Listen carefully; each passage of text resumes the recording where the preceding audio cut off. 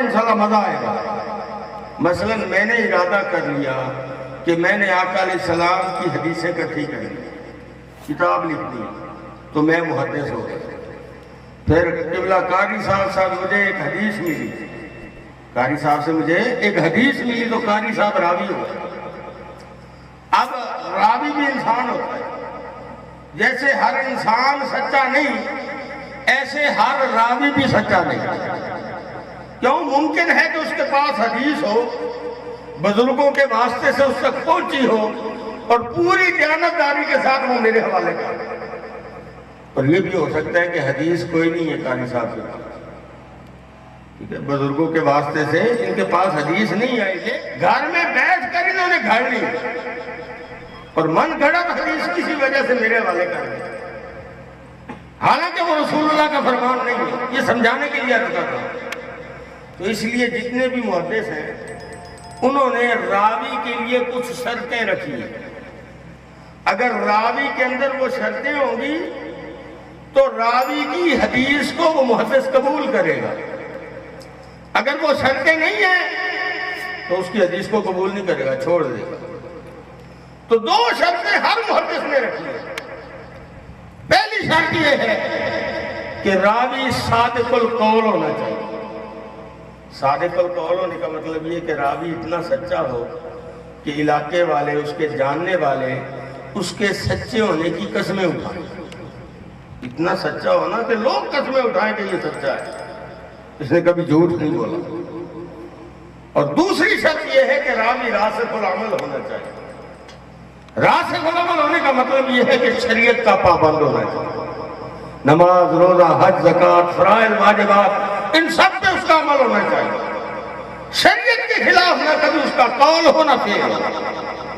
تو یہ دو شرطیں ہر راوی کے لیے ضروری ہے محدثین کے ہاں۔ لیکن شاہ عبد الرحیم محدث دہلوی رحمۃ اللہ علیہ، ان سے کسی نے پوچھا حضرت آپ بھی محدث ہیں، آپ کے نزدیک راوی کے اندر کتنی شرطیں ہونی چاہیے؟ آپ نے فرمایا میرے نزدیک راوی میں 3 شرطیں ہونی چاہیے۔ حضرت کون کون سی؟ فرمایا پہلی شرط یہی ہے کہ راوی صادق القول ہو، دوسری شرط بھی یہی ہے کہ راوی راسخ العمل ہو، اور فرمایا تیسری شرط وہ بڑی ضروری شرط ہے۔ پوچھا گیا حضرت جی بتائیے تو صحیح وہ تیسری شرط ہے کون سی؟ فرمایا تیسری شرط یہ ہے کہ راوی کے دل میں علی کے بچوں کا پیار بھی ہونا چاہیے۔ فرمایا راوی کے دل میں علی کے بچوں کا پیار بھی ہونا چاہیے۔ اگر اس کے دل میں علی کے بچوں کا پیار ہے اس کی حدیث کا بھی اعتبار ہے، اس کے کلمے کا بھی اعتبار ہے، اور اگر اس کے دل میں علی کے بچوں کا پیار نہیں فرماتے اس کی حدیث کا بھی اعتبار نہیں، اس کے کلمے کا بھی اعتبار نہیں۔ دیکھیے واقعہ کربلا کے بس آخری بات، واقعہ کربلا کے بعد یزید کا ایک سپاہی یزید کا مخالف بن گیا۔ یزید کا ایک سپاہی یزید کا مخالف ہو گیا۔ یزید کو پتہ چلا، یزید پلیت کو، کہ میرا فلاں سپاہی اور میرا باغی ہو گیا، تو اس نے آرڈر دیا اپنے دوسرے سپاہیوں کو کہ یہ جہاں بھی ملے اس کو قتل کرو اور اس کا سر میرے پاس لے آؤ۔ یہ بات اس سپاہی تک بھی جا پہنچی، باغی تک۔ وہ ڈر گیا کہ یہ تو ابھی کوئی نہ کوئی سپاہی مجھے پکڑے گا اور قتل کر دے گا، تو اب جان کیسے بچے؟ تو اس کے ذہن میں خیال آیا کہ مجھے کسی کا مہمان بن جانا چاہیے، کیونکہ یہ لوگ مہمان کی عزت اپنی جان سے بھی بڑھ کے کرتے ہیں۔ تو اگر میں کسی کا مہمان بن گیا تو جتنے دن مہمان رہوں گا محفوظ رہوں گا۔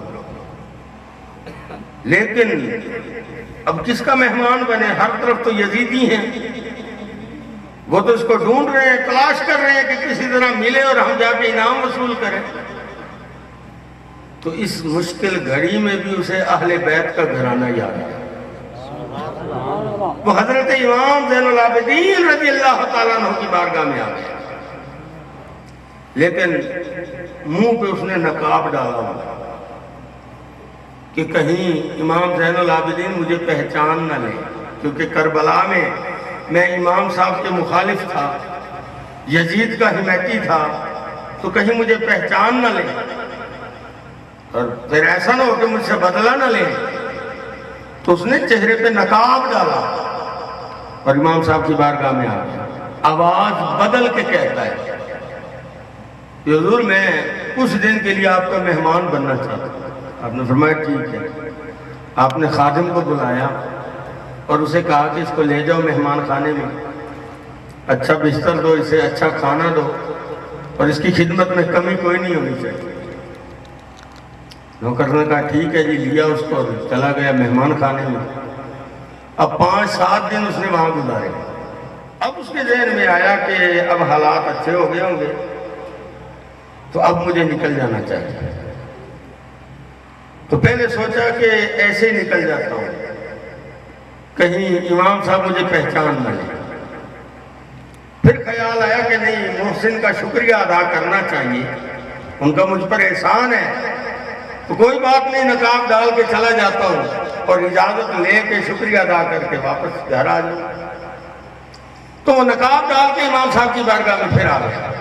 حضور آپ کی بڑی نوازش، بڑی مہربانی، آپ نے بڑا احسان فرمایا، اب مجھے اجازت چاہیے۔ امام صاحب نے فرمایا کسی شے کی کوئی کمی تو نہیں رہی؟ اس نے کہا نہیں حضور، نہیں کسی شے کی کمی نہیں۔ آپ نے پھر بھی ہاتھ باندھ کے کہنے لگے کہ میں ہاتھ جوڑ کے تجھ سے معافی مانگتا ہوں، اگر کوئی خدمت میں کمی یا کوتاہی رہ گئی ہو تو مجھے معاف کر دو۔ وہ پریشان ہو گیا، کہنے لگا حضور آپ بادشاہ ہیں، اتنی خدمت تو میری کبھی گھر میں نہیں ہوئی جتنی خدمت یہاں پہ ہوئی، آپ مجھے شرمندہ نہ کریں۔ امام صاحب نے نوکر سے کہا کہ اس کو 10,000 درہم دے دو۔ فرمایا یہ لے جاؤ، تیرے کام آئیں گے۔ اس نے کہا حضور اتنی سخاوت؟ آپ نے فرمایا تجھے پتہ نہیں میں علی کا بیٹا ہوں، تجھے پتہ نہیں ہے میں علی کا بیٹا ہوں۔ اب اس کے دل میں خیال آیا کہ آزمانا چاہیے یہ لوگ کتنے سخی ہیں۔ سخی وہ ہوتا ہے جو بدلہ نہیں لیتا، سخی وہ ہوتا ہے جو بدلہ نہیں لیتا۔ اب اس کے دل میں آ گئی بات کہ آزمانا ہے۔ اس نے چہرے سے نقاب ہٹایا اور کہنے لگا امام صاحب اتنی سخاوت کر رہے ہو، مجھے پہچانا بھی ہے آپ نے؟ امام صاحب کا چہرہ سرخ ہو گیا، غصے سے فرمانے لگے ظالم تو وہی تو ہے جس نے میری آنکھوں کے سامنے میدان کربلا میں میرے بابے پر تیر چلایا تھا۔ اس نے کہا جب تمہیں پتہ بھی ہے کہ میں تمہارے بابے کا قاتل ہوں، پھر بھی اتنی مہربانی، اتنی سخاوت؟ تو امام صاحب فرمانے لگے سن لے، میدان کربلا میں جو تم لوگوں نے ہمارے ساتھ ظلم کیا اور ظلم کے پہاڑ کھائے، جو کچھ بھی کیا تم نے، یہ تمہارے باپ کی تربیت تھی، اور آج زین العابدین یہاں بیٹھ کر جو بھی سخاوت کر رہا ہے یہ ساری میرے بابے کی تربیت ہے۔ نعرہ تکبیر، نعرہ رسالت، نعرہ تحقیق، نعرہ حیدری، حیدری، حیدری، حیدری۔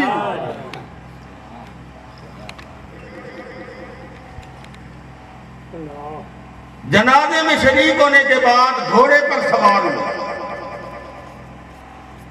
حضرت ابو ہریرہ رضی اللہ تعالیٰ بھاگتے بھاگتے آئے اور اپنے امامے کے پلو سے، یہ پلو ہوتا ہے، اپنے امامے کے پلو سے امام حسین کا جوتا مبارک صاف کرنے لگے، مٹی ہٹانے لگے۔ امام صاحب کہنے لگے ابو ہریرہ تجھے خیر تو ہے؟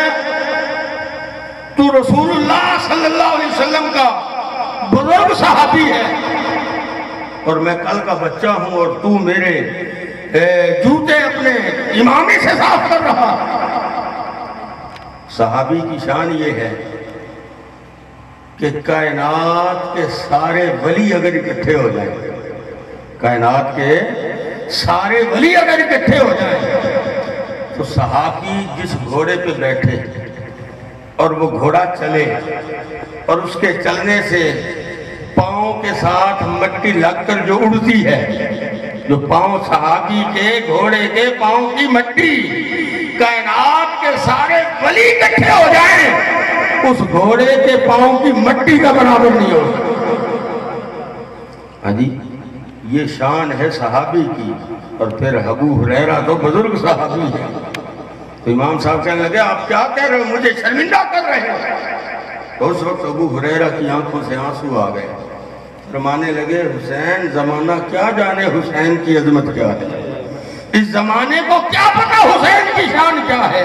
فرمایا اگر یہ زمانہ جان لیتا کہ حسین کی عظمت کیا ہے تو حسین زمین پہ نہ چلتا، لوگوں کے کندھوں پہ سوار رہتا۔ وہی ابو ہریرہ رضی اللہ عنہ ایک دن آئے اور گلی میں بچے کھیل رہے ہیں، ان بچوں میں امام حسن بھی ہے۔ ابو ہریرہ بھاگ کے امام حسن رضی اللہ تعالیٰ عنہ کے پاس ہے، چھوٹی سی عمر ہے امام حسن کی۔ ابو ہریرہ کہتے ہیں حسن یہ اپنے پیٹ سے کپڑا تو ہٹاؤ۔ امام حسن فرمانے لگے کیوں خیر تو ہے؟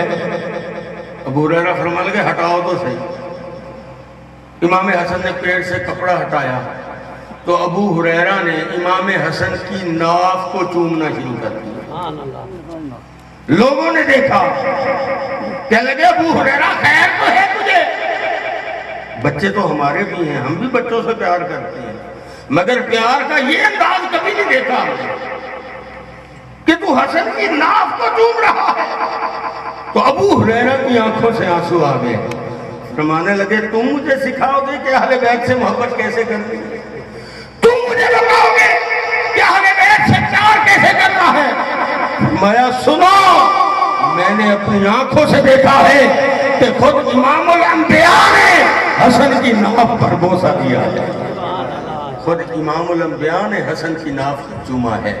تو فرمایا یہ تعلیم مجھے در مصطفیٰ سے ملی ہے کہ اہل بیت سے محبت کیسے کرنی ہے۔ اللہ عمل کی توفیق عطا فرمائے۔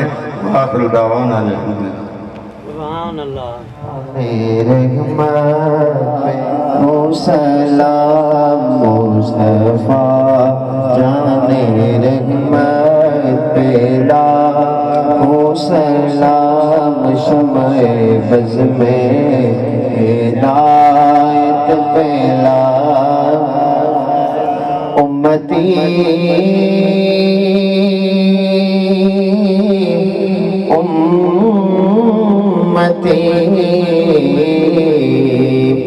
لب پہ جاری رہا،